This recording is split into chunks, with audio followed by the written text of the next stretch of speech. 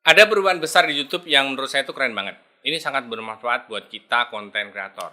Jadi ada perubahan di bagian analitik, perubahan fitur untuk live video, ada pula masalah fitur untuk menambah pendapatan, dan yang paling keren ada fitur A/B test, yaitu melakukan testing thumbnail langsung dari dashboard YouTube.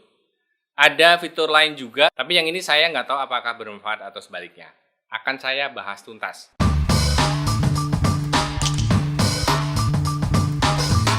Halo YouTubers, saya Den Jesse, coach dari kelas YouTube nomor 1 di Indonesia, kelasdenjesse.com. Yang mau kepoin silahkan ke situ ya. Gimana? Masih pada semangat ya bikin kontennya?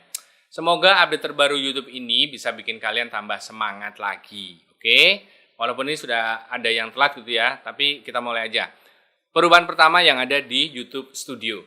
Sebenarnya tahun ini tuh YouTube sudah banyak sekali melakukan perubahan besar di YouTube Studio ya. Salah satunya yang terbaru adalah tab Reset. Tab Reset ini dibuat YouTube agar kita punya alat untuk mencari ide video. Di sini kita bisa melihat seberapa besar volume sebuah kata kunci itu di YouTube. Sayangnya Indonesia belum masuk ke range pencarian, jadi harap bersabar. Kecuali konten kalian untuk target luar negeri, bisa melihat volume pencarian di YouTube ini dari berbagai negara. Tapi nggak apa-apa, kita siap-siap dulu manfaat dari fitur ini. Selain dari pencarian berdasarkan kata kunci, di sini ada pilihan untuk content gap. Nah, hasil pencarian dari konten gap ini kalau keluar hasilnya bisa kita gunakan untuk ide video. Di sebelahnya ada tab kata kunci apa saja yang dicari oleh penonton kita. Saya belum bisa kasih banyak contoh ya karena belum eksis di Indonesia, untuk Indonesia maksudnya. Untuk sementara jika kalian mau lihat kata kunci yang nyangkut di channelnya, itu bisa lihat di sini. Jangkauan, sumber traffic, penelusuran YouTube. Kalau nanti sudah keluar pastinya lebih keren lagi. Karena kita jadi bisa tahu kata pencarian apa saja yang diketik penonton kita dengan lebih lengkap. Jadi kita bisa lebih paham apa yang lagi dicari penonton.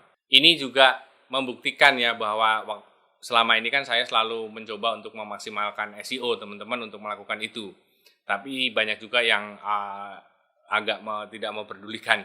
Dan ternyata YouTube memasukkan riset kata kunci ini ke dalam dashboard YouTube. Ini merupakan menurut saya itu statement bahwa SEO masih penting di YouTube. Kalau enggak ya YouTube nggak akan masukin ke situ. Oke, kalau ada yang bilang nggak usah peduli SEO, YouTube itu bukan website.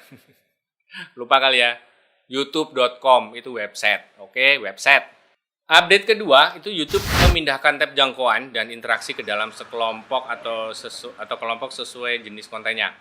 Jadi nanti data jangkauan dan interaksi akan ada di setiap jenis konten, yaitu video, short, live, dan posting tab komunitas. Analitiknya dipisahkan masing-masing. Menurut saya ini keren banget karena data analitiknya jadi nggak nyampur. Tiap jenis konten tadi punya algoritma masing-masing. Jadi dengan dipisah seperti ini, kita akan lebih tepat dalam memahami apa yang terjadi dan lebih tepat dalam mengambil keputusan. Selanjutnya ini berita menggembirakan buat pengguna HP. YouTube akan memperkaya fitur di HP, khususnya di YouTube Studio. Jadi nantinya pengguna HP akan punya fitur yang tidak kalah lengkap dengan pemakai desktop. Bisa upload dari YouTube Studio dan fitur lainnya. Kemudian ada fitur lain yang tidak kalah menarik lagi nih, yaitu Insert.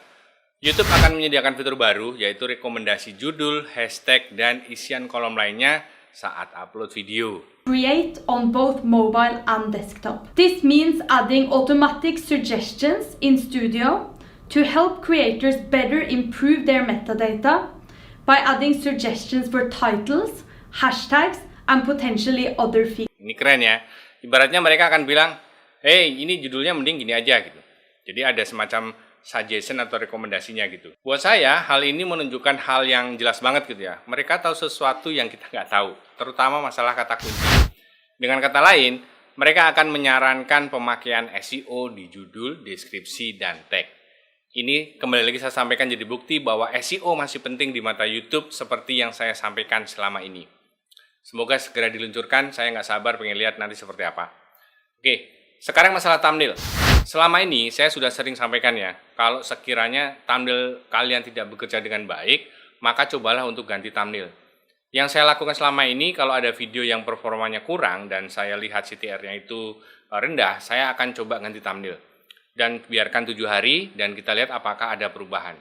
Nah, yang saya lakukan ini namanya A/B test, yaitu melakukan percobaan ganti thumbnail dengan melihat nilainya sebelum dan sesudahnya.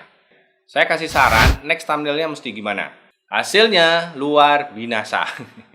CTR naik hingga 21% dan akibatnya views-nya naik hingga 213 ribuan lebih banyak dari sebelumnya. Nantinya YouTube akan menyediakan fitur ini, A/B test. Walaupun mereka nggak bilang jelas ya kapan, tapi ini kabar bagus karena mereka mulai memikirkan masalah ini. Thumbnail sangat penting. Dengan fitur ini kita bisa melihat performa thumbnail kita secara lebih detail. Oke, next masalah paling krusial nih, yaitu masalah duit alias penghasilan. Jadi sebenarnya di YouTube itu menyediakan banyak cara buat kreatornya untuk mendapatkan penghasilan. Nggak cuma dari AdSense aja, tapi dari berbagai fitur. Ada YouTube Premium, ada Super Chat, Super Sticker, Super Thanks, Membership, Merchandise, Ticketing, Brand Connect, atau dapetin endorse, dan pendanaan yang sekarang diperuntukkan untuk video short. Bahkan menurut Mbak Susan nih, CEO-nya YouTube, mereka lagi berinovasi di dunia kripto, Web3, dan sebagainya. Mereka akan masuk ke situ dengan kemungkinan fitur seperti NFT untuk kreator di YouTube. Yang mau belajar masalah ini bisa subscribe channelnya yang lagi saya buat, tapi lagi saya vakumkan dulu, yaitu Jakaverse. Kita belajar bareng dunia blockchain di sana. Saya juga sediakan NFT free, gratis, yang ada manfaatnya di sana. Kalian bebas untuk dapetinnya, oke? Walaupun belum semua fitur tadi bisa dinikmati oleh kreator di Indonesia, tapi menurut info mereka akan berupaya terus, akan lebih luas lagi penerapan fitur-fitur tadi. Fitur lain yang saya tunggu-tunggu juga nih, yaitu online shopping di channel kita. Jadi kalau channel teman-teman memungkinkan untuk menjual produk, itu pastinya akan sangat bagus. Kita bisa bikin video atau live sambil mempromosikan produk kita. Saya jalan apa enaknya ya? Tapi saya nggak tahu mau dilempar kemana. Selama ini merchandise dan seterusnya itu ada di luar sana yang tidak mungkin dipakai oleh kreator Indonesia. Nanti saya akan coba kejar lah ini biar teman-teman juga bisa sambil jualan. Kalau TikTok, Facebook bisa, mengapa YouTube nggak bisa? Perubahan selanjutnya ada fitur live. Pertama, ikon live di channel akan seperti ini. Jadi kalau ada channel, ada logo seperti ini di lingkaran merah seperti ini, kayak gini, berarti channel mereka sedang ada live. Fitur lainnya, rencananya nanti kita bisa mengundang channel lain untuk masuk ke live kita. Kalau sekarang kan ribet banget tuh. Saya mesti pakai aplikasi video call, masuk OBS misalnya, baru di streaming. Nanti bisa invite channel lain untuk masuk ke live stream kita. Selain itu, kita bisa juga memasukkan live chat box ke dalam stream tanpa perlu repot lagi. Masih ada beberapa detail lagi masalah live ini, tapi nanti saya akan buatkan video terpisah aja ya. Sekarang perubahan baru yang ada di aplikasi YouTube. Kalau kita lihat video di channel orang, akan ngumpul jadi satu kan, antara video short dan video reguler. Ini jadi nggak enak saat kita nyari-nyari video di sebuah channel. Sekarang tampilannya dipisah ya, ini sangat membantu. Kita bisa pilih mau jenis konten yang apa.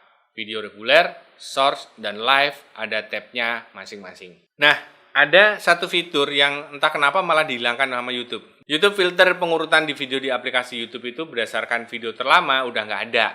Padahal saya ini paling sering lihat video terlama dari sebuah channel saat saya kepoin mereka. Sekarang malah nggak ada lagi, tapi di komputer masih bisa.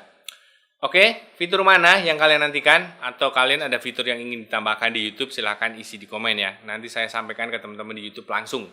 Akan ada banyak lagi fitur yang akan diupdate di YouTube, silahkan subscribe buat yang belum. Nanti saya bisikin manfaatnya. Semoga bermanfaat, sampai ketemu lagi.